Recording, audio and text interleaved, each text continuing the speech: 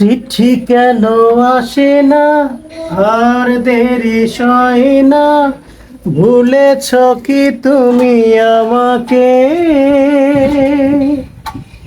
ভুলেছ কি নাম ঠিকানা। চিঠি কেন আসে না আর দেরি সয় না, ভুলেছ কি তুমি আমাকে, ভুলেছ কি নাম ঠিকানা।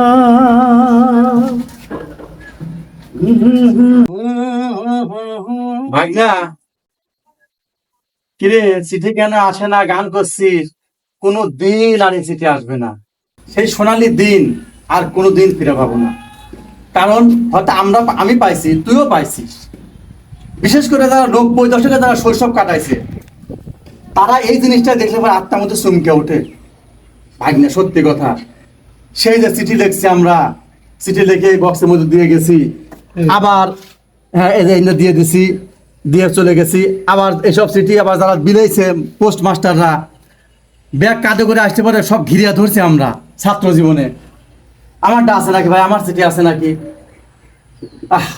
কি একটা সুন্দর দিন! চিঠি লিখতাম বন্ধুর কাছে, চিঠি লিখতাম আমার আব্বার কাছে বা বড় ভাইয়ের কাছে। কত সুন্দর করে গদ লিখতাম, একটা চিঠি লিখলে ভুল হলে আবার সেটা কাটে ফেলা দিতাম, ছিঁড়ে ফেলা দিতাম, আবার আরেকটা লিখতাম, ওটাও যদি ভুল হতো আবার ছিঁড়ে ফেলা দিতাম। এমনি করে যারা সুন্দর হয়েছে সেই চিঠিটা আমরা আসে পোস্ট করতাম, এই বাক্স মধ্যে দিয়ে যেতাম। প্রেমিক প্রেমিকারাও চিঠি, প্রেমিক প্রেমিকা থেকে শুরু করে, আগে তো চিঠিতেই প্রেম ছিল, আর চিঠির প্রেমের ওই যে স্বাদ আর চিঠির প্রেমের যে মজা, ভাগনা, তো বোঝাতে পারবো না।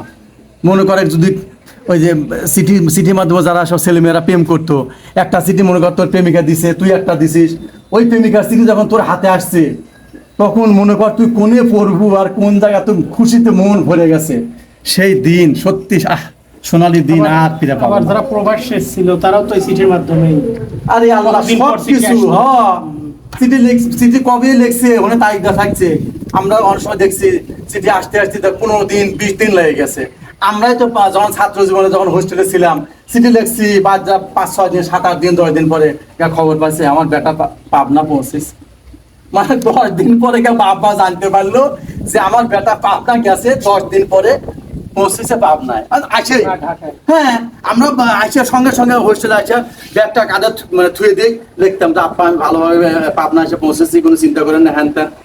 বিশেষ করে ভাগনা, এই ডিজিটাল যুগে, এই প্রযুক্তির যুগে আসে বর্তমান ছেলেমেয়েরা, এই যুগের ছেলেমেয়েরা এই সম্পর্কে জানেই না। কত একটা বাক্স ঝুলানো দেখে, এরকম বিভিন্ন পোস্ট অফিস আছে, হ্যাঁ, ঝুলানো দেখে, কিন্তু এই সম্পর্কে এমন কি করে, কিভাবে চিঠি লেখে, কোন যে দেয়, তাও জানে না। এর কার্যক্রম একদম বন্ধ হয়ে যায় নাই। বিশেষ কিছু কাজে চিঠি লেনদেন হয়, যেমন ওই জমির তোর একটা কাগজ বা জমির একটা কেসের কাগজ, ওই একজন তালাক দিল, তালাকের কাগজ, একটা চাকরির ইন্টারভিউ, একটা অ্যাপয়েন্টমেন্ট লেটার, এই বিভিন্ন অফিসিয়াল কিছু কাজ ব্যবহার হয়। কিন্তু ছেলে মেয়েদের তালাক বা এইগুলো মনে হয়, হ্যাঁ হ্যাঁ, তালাকের কাগজপাতি, ওই চিঠি মিটি গুলো, এগুলো এনে আসে, এগুলো পোস্ট মাস্টার দেয় না, এই অফিসে সরাসরি অফিসে দেয় না। এর মধ্যে এর আর কাজ নাই, এ যা দেখতেছি এরকম এখন পড়ে আছে।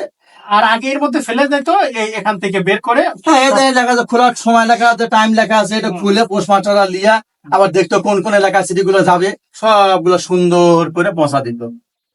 তো ঠিক আছে, চল যাই। এটা ধরে কাঁদেও লাভ নাই, গান করেও লাভ নাই, কোনো তা করেই লাভ নাই।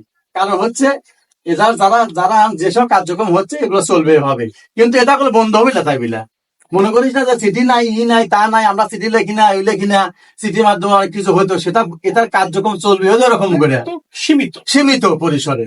ঠিক আছে, আচ্ছা চলো যাই।